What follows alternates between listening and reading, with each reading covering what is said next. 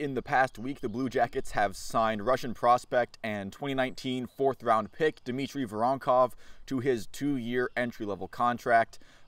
Fellow countryman and now fellow teammate Kirill Marchenko described him as a tough Russian boy when he was speaking to the media, and his dimensions definitely carry that out. He plays center, which is a position of need that the Blue Jackets have. He is listed as 6'4", 192 pounds, and if you watch his highlights, he is not afraid to throw his body weight around at all. He's always willing to lay a hit, and he's not afraid to scrap it up with essentially anybody, and that's something that's encouraging playing in the probably second toughest league in the world in this case. Now, his contract does have a clause to where if he's not on the NHL roster by January 1st of 2024, he will be allowed to go back to Russia and play there. This isn't an uncommon clause for prospects coming over from Europe. This is definitely something that a lot of entry-level deals have, just in case the player coming over isn't where he wants to be. He can go back to Europe and play at a higher level for probably more money. However, I do think that if that is the case, that he's not on the NHL roster by January 1st,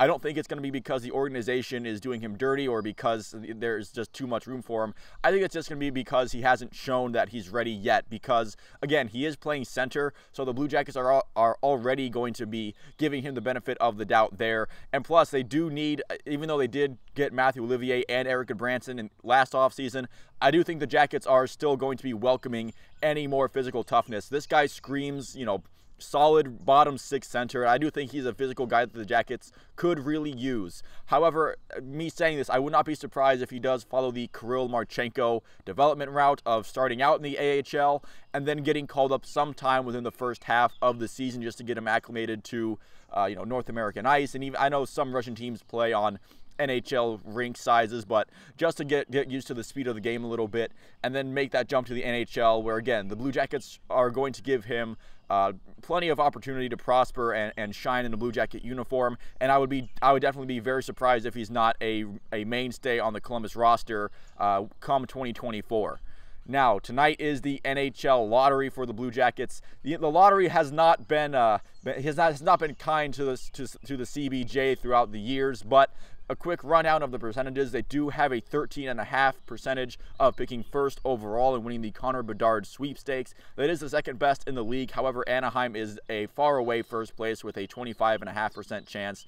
The Blue Jackets have a 14.1% chance of picking second, a 30.7% chance of picking third, and a terrifying 41.7% chance of picking fourth. So our fourth overall is the most likely pick based off percentages. It is more likely that they will pick in the top 3 in general, which is the consideration that's where the consensus is on where the truly elite center prospects are in the top 3 of that draft. Now, however, John Davidson did say something interesting when he was speaking to the media. He did say that they were leaving with a center no matter what, no matter how the ping pong balls fall or the envelopes or whatever the NHL does to determine the lottery, whatever happens, the Jackets said they are leaving Nashville with a center. So that seems to indicate that they are out of the Michkov sweepstakes, maybe whether it's just not a position of need or whether his Russian contract that's reportedly not ending until 2026, whether that's scaring them away. Either way, it seems like they're dead set on drafting a center, whether it's Bedard, Fantilli, Leo Carlsson, or some other fourth guy. I know right now the leading candidate for the Blue Jackets seems to be Will Smith if they do drop to fourth, or maybe even they pick him if they drop to third, who knows. But that's pretty much it for the Blue Jackets. Hopefully they get some lottery luck finally in their franchise history coming up tonight. But that's pretty much it for this video. Thank you all for watching. If you made it this far, I will see you at the next one.